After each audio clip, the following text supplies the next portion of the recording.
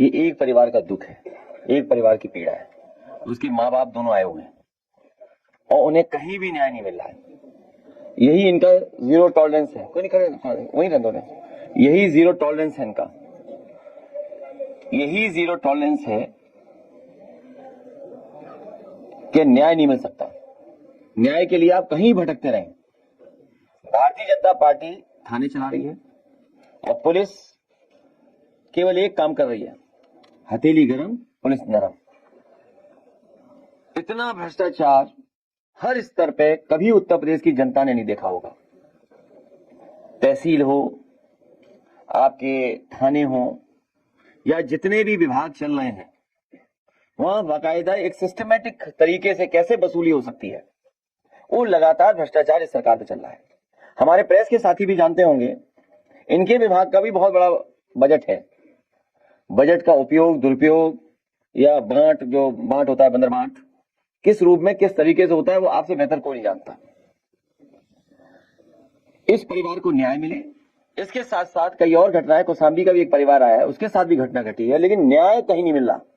थाना पुलिस पूरा बीजेपी के सारे पे काम कर रही है। जो खबरें आ रही हैं, जो घटनाएं हैं, या जो उत्तर प्रदेश में दिखाई दे रहा है, मुझे खुशी है इस बात की कि प्रमुख हरिशंकर सफरीवाला जी जो अपनी बात कह रहे थे, ये तो एक जगह, एक मंदिर, एक स्थान, और इनकी बड़ी जमीन जो उस मंदिर के और स्थान से लगी हुई थी, उसके बारे में कह रहे हैं। और मुझे खुशी है इस बात की कि इधर कई पत्रकार साथी भी बड़ी स्टोरियां कर रहे हैं। कितने करोड़ से खरीदा गया, कितने में बेची गई, किसी का घर कैसा है, शीश महल है। ये अब हमारे पत्रकार साथी भी और महत्वपूर्ण चैनल भी चलाने लगे हैं। ये गांव-गांव बात पहुंच गई है। इस बार भारतीय जनता पार्टी को न चंदा मिलने जा रहा है, न भारतीय जनता पार्टी को दान मिलने जा रहा है, न चढ़ावा मिलने जा रहा है, और न वोट मिलने जा रहा है। इसीलिए हर बात को दबाने के लिए कैसे डराएं, धमकाएं, क्या रास्ता निकालें, कैसे किसी के ऊपर कोई कहानी बना करके बता दें कि उन्हीं का रिश्तेदार है कोई, हमारा ही परिचय का कोई है। मैंने कल भी कहा, फिर कहता हूं, मर्यादा का पहला नाम प्रभु श्री राम और दूसरा नाम संविधान। आस्था, मर्यादा और श्रद्धा से खिलवाड़ की है, और अब संविधान और लोकतंत्र से भी सरकार खिलवाड़ करने की तैयारी कर रही है। जो बात बोर्ड से नहीं बनी, वो सांसदों को डरा के धमका के बता रहे हैं। अब तो कोई गब्बर सिंह वाला भी ऐड आ गया है कि समाजवादी पार्टी अकेली बची है जो भी नहीं टूटी है। तो इन्होंने कोई ऐसा नहीं जिसको दगा ना दिया हो। संविधान को भी दगा दिया है, मर्यादा को भी दगा दिया है, आस्था को भी दगा दिया, श्रद्धा को भी दगा दिया है। और ये हमारे जो आदरणीय प्रमुख हरिशंकर सफरीवाला जो आए हैं, कौन सी जगह पर नहीं गए ये सोचिए। हर एक के दरवाजे गए हैं, हर एक से इन्होंने अपने लिए न्याय मांगा, अपना स्थान मांगा, अपना मंदिर मांगा। लेकिन सुना है कि वहां पर नए नए तरह के माफिया आकर के कब्जा कर रहे हैं। हमें उम्मीद है कि प्रभु श्री राम के जो चढ़ावा को लेकर के चर्चा बनी है, वो सच्चाई और बाहर आएगी, सच्चाई जनता जानेगी, तब लोकतंत्र में निर्णय जनता लेगी। और हमें उम्मीद है कि इन्हें भी न्याय मिलेगा जो आज हमारे बीच, हमारे आपके सामने आए हैं। इसी के साथ साथ हम अपनी पार्टी के कुलदीप सिंह भुल्लर जी को और उनके सभी साथियों का विशेष धन्यवाद और आभार प्रकट करता हूं कि इस लड़ाई में, इस लोकतंत्र को बचाने में, संविधान को बचाने में बड़े पैमाने पर हमारे सिख समाज और किसान भाई इकट्ठे हुए हैं। मैं इन सबका बहुत बहुत आभारी हूं।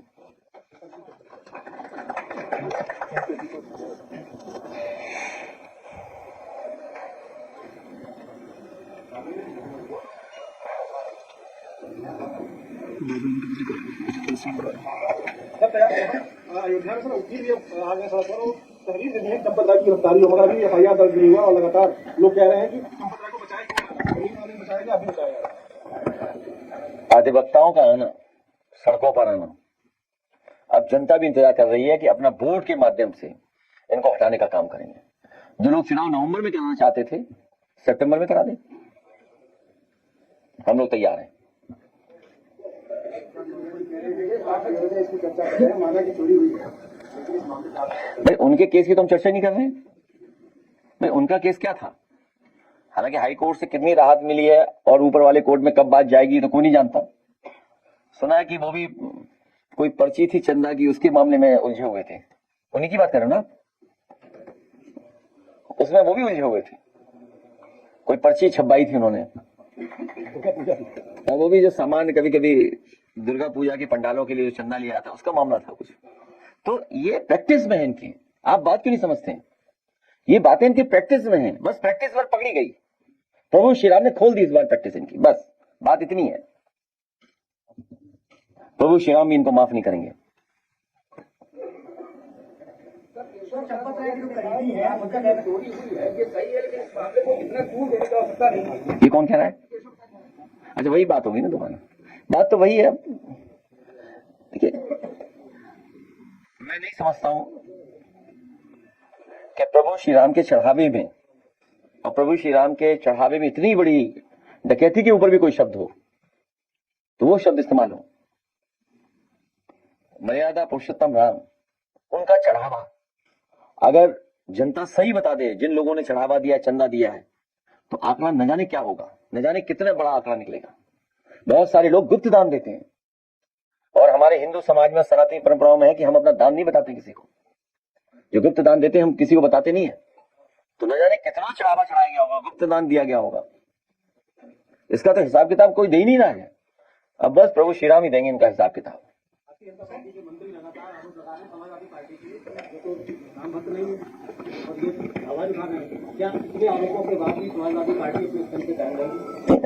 आप क्यों भारतीय जनता पार्टी की बातों में आते हो? अभी ये कुछ दिनों से नए नए पत्रकार भी आने लगे हैं।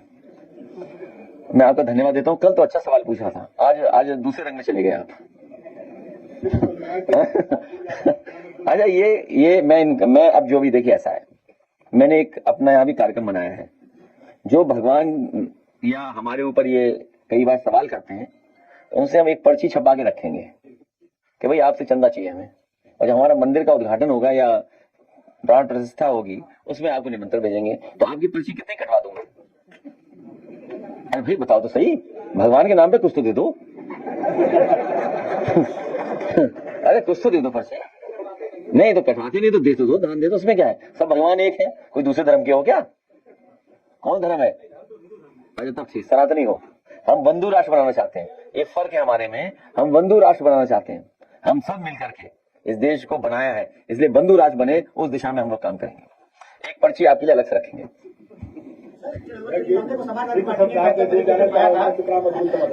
मैं बधाई देना चाहता हूँ सिख समाज को, जिनका इतिहास बहुत शानदार है, बहादुरी का इतिहास है, त्याग का इतिहास है, और अपनी जान निछावर करने के लिए हमेशा तैयार रहे हैं। वो एक लंबा इतिहास है इनका, आज हमारे साथ जुड़े हैं। मैं इनका धन्यवाद देता हूँ, आभार प्रकट करता हूँ। इन्होंने न केवल भारत को कृषि के क्षेत्र में बल्कि दुनिया में अपनी मेहनत और संघर्ष से प्रतिष्ठा दिलवाई है। जहां सिख समाज गया, दुनिया के किसी कोने में पहुंचा होगा, उससे भारत की प्रतिष्ठा बढ़ी है। उन्होंने अपनी मेहनत, अपने परिश्रम से, अपनी काबिलियत से, अपना जोखिम उठा करके वहां जो स्थान पाया है, उससे भारत की प्रतिष्ठा बढ़ाने का काम किया। आज ऐसा सिख समाज हमारा साथ दे रहा, हम उनका बहुत बहुत धन्यवाद देते हैं। साथ ही हम ये कहना चाहेंगे कि सत्ता में जहां स्थान और सम्मान दोनों के लिए हम लोग इनको आगे बढ़ाएंगे, राजनीतिक सम्मान के लिए भी हम लोग इनका सम्मान करेंगे, और साथ ही साथ इनके साथ कई बार जमीन को लेकर बहुत विवाद लोग करते हैं। इनकी जमीन, इनके खेत को लेकर के इनको न्याय दिलाने का काम हम लोग करेंगे, और इनकी जमीन को नहीं छीनने देंगे। साथ ही साथ जो बंदी सिख है पंजाब में, क्योंकि समाजवादी पार्टी के लोकसभा में सदस्य हैं, हम सब लोग मिलकर के उनकी आवाज उठाएंगे। जो करीबी है, वो दिल्ली यादव को मास्टरमाइंड बता रहे हो, चाहे जब दिल्ली यादव पकड़े जाने लगे तो सत्ता को ये चीज लीक कर दी।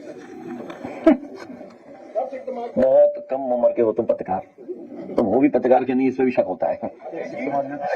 हालांकि बात मैं इसलिए कह रहा हूं कि ये बीजेपी को सूट करता है, तो हम एक काम करें ना कि बुलडोजर चलाओ।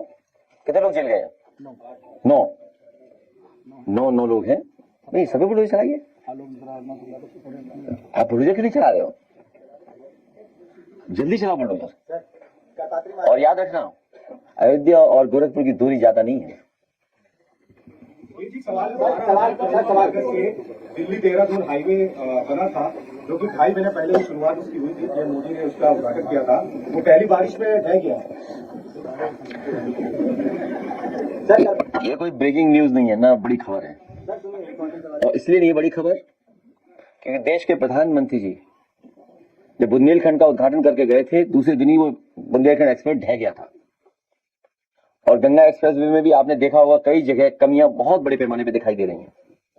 और ये जो 2 प्रदेशों को और महत्वपूर्ण एक्सप्रेसवे जो बना है दिल्ली से देहरादून, उसमें दिखने को आया कई गड्ढे हो गए, सुरक्षित नहीं है एक्सप्रेसवे। तो कहीं ना कहीं बीजेपी के लोग क्वालिटी से कंप्रोमाइज करते हैं। इनके हर पॉलिसी, हर कार्यक्रम भ्रष्टाचार और जेब भरने के लिए होता है। महाराज ने कहा है मंदिर के जिम्मेदारों पर चांदी की चोरी करने का आरोप लगाया है। उन्होंने कहा है अपने को खूब बदनाम किया गया, अब मंदिर की छोटी चोरी हुई है तो मैं नहीं महाराज को जानता हूँ ना, मैं तुम्हें जानता हूँ। ऐसा कई पत्रकारों को बैन करना पड़ेगा हमारी प्रेस में। हाँ, बैन करना पड़ेगा। मैं ऐसे पत्रकारों को बैन करूंगा जो सीमा लांघ रहे हैं क्योंकि मैं वो बात नहीं कहना चाहता हूँ जो कह दूं तो फिर बहुत बुरा लगेगा, बहुत बुरा लगेगा। हैं? लोकसभा चुनाव के नतीजे जो आए वो अयोध्या की जनता ने दिखाया था।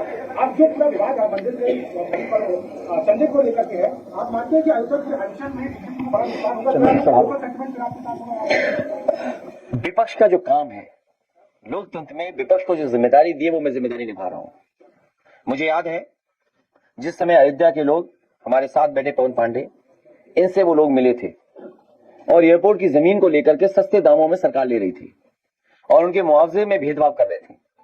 वहां के बहुत सारे प्रतिष्ठित किसान, गरीब सरयू में खड़े होकर के, और उन्होंने जो सबसे पवित्र चीज है, धार्मिक चीज है, उसको उठा करके अपने कानों तक पहुंचा करके कहा कि हम भारतीय जनता पार्टी को कभी वोट नहीं देंगे और अपनी आने वाली पीढ़ी को भी कह के जाएंगे कि भारतीय जनता पार्टी को वोट न दें। उसके कुछ दिनों बाद फिर व्यापारी आए थे जिनको उजाड़ दिया गया, जिनकी दुकानें, मकान छीन लिया गया, जिनके पास कागज थे, जो वर्षों से रह रहे थे, 40-40 साल से, 80-80 साल से रह रहे थे, और सब पीढ़ी समाज के लोग थे ज्यादातर उसमें। वो सब परिवार यहाँ आए थे, मांग करके गए थे, न्याय मिले उन्हें, लेकिन सरकार ने न्याय कहां दिया उन्हें? यही नहीं, और भी कई जमीनें ली गई। हम लोग, आप लोग बैठते थे, आवाज उठाते थे, सदन में उठाया हम लोगों ने, और हमने तो यहां तक कहा कि मुख्यमंत्री जी ने अगर अपनी जमीन ली और अपने लिए मुआवजा लिया है तो एक किसान भाइयों को भी मुआवजा वैसे ही दे दें।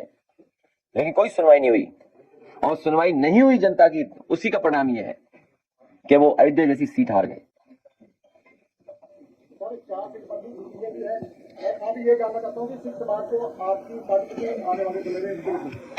पहले भी सिख समाज को हम लोगों ने कानूनी मदद और जेल से रिहा कराने का काम किया था जब हमारे मंत्री थे, जेल मंत्री, याद होगा उनका नाम मैं कभी कभी भूल जाता हूँ। नहीं, मंत्री नहीं, जिनको छुड़वाया था, हाँ, बयाम सिंह जी।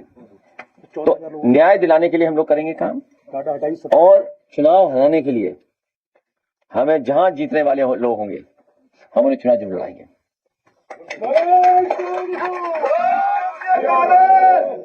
धान की फसल लग रही है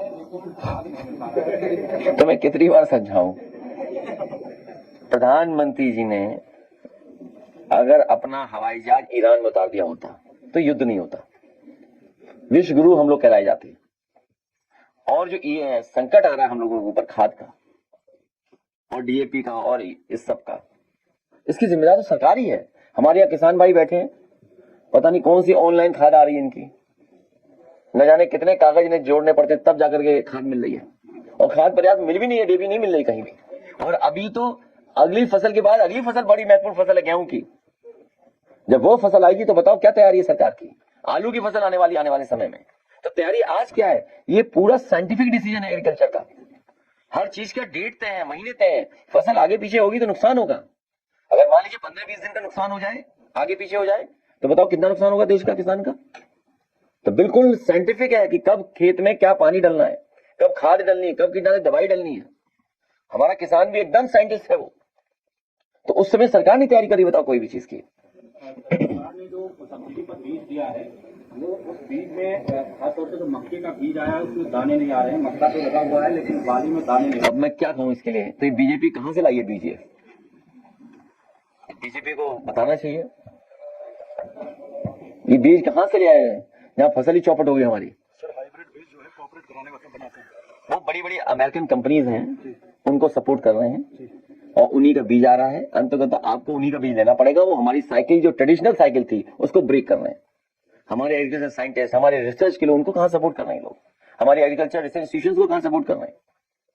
अगर ये हाइब्रिड बीज आएंगे तो क्या होगा, हमारे उन्हें बीज वहीं से लेना पड़ेगा। और केवल बीज नहीं लेना पड़ेगा, उस बीज से जो बीमारी होती है उसी कंपनी के पास वो दवाई होती है, कीटनाशक दवाई, वो भी उसी कंपनी से लेनी पड़ेगी आपको।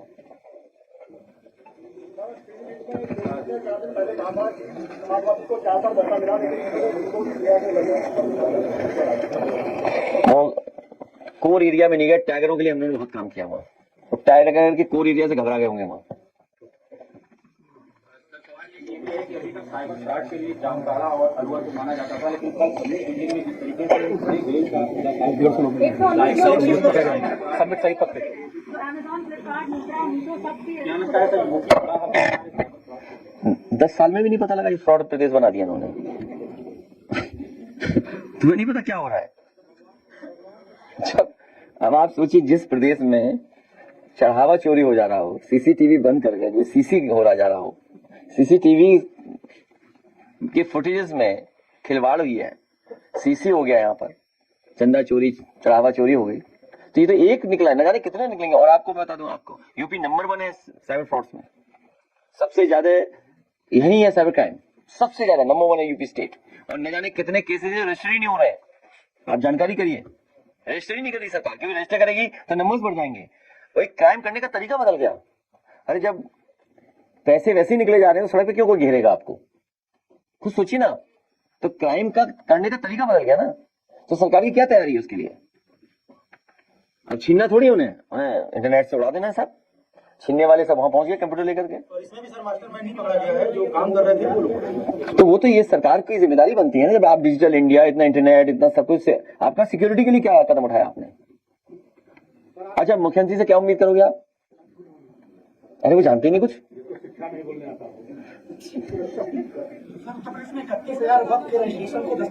लो कितना बढ़िया सवाल आया, देखिए आप, ये सवाल है महत्वपूर्ण इनके लिए। वो तो मुस्लिम भाइयों को परेशान करने के लिए, सिख भाइयों को परेशान करने के लिए काम करती सरकार, केवल बुलडोजर चलाने के लिए। मुख्य सचेतक पद से विधायक जी ने इस्तीफा दिया, उसको लेकर तरह की बातें चल रही, जबकि वो कह रहे हैं कि मैं राष्ट्रीय अध्यक्ष जी के आदेश से इस्तीफा दिया। बहुत अच्छी बात है, हमारा पुराना नेता कार्यकर्ता है, पार्टी का जो डिसीजन होगा वो स्वीकार करते हैं। पार्टी वही चलती है जिसका डिसीजन स्वीकार करते हैं लोग। हाँ, और यंगेस्ट राज्यसभा थे एक टाइम में। मैं समझता हूँ प्रेस के साथियों का धन्यवाद दूं मैं। जैन जी आए हुए हैं। ओह, अभी रुक जाइए, दाना दिखा दो। और एक हाँ, ये तो अच्छे सवाल पूछता लड़का। महिलाओं के अपराध में नंबर 1 पे है, लेकिन मुख्यमंत्री जी अपनी कहते हैं कि हम अपराध में लगाम लगाए हुए हैं। अब इन मुख्यमंत्री को हटाओ, बस सरकार हटाओ।